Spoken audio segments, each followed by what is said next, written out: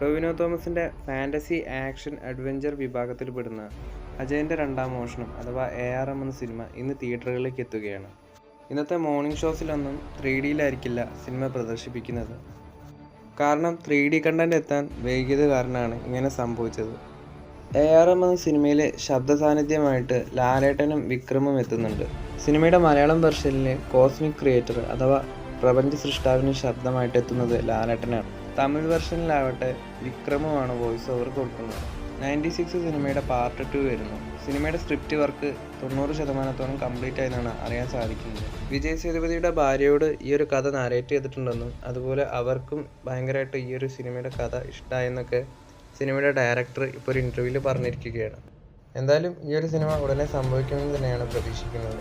ബേസിൽ Joseph, Jithu Joseph കോംബോയിൽ പുറത്തു വന്ന നുണക്കുഴി എന്ന സിനിമ ഈ വരുന്ന സെപ്റ്റംബർ 13 C5 OTT സ്ട്രീമിംഗ് തുടങ്ങും.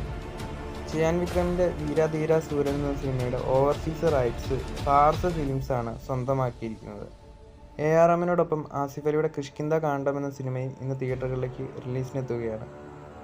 നാളെ കൊണ്ടൽ എന്ന സിനിമയും ബാഡ് ബോയ്സ് എന്ന സിനിമയും തിയേറ്ററുകളിലേക്ക് എത്തുകയാണ്.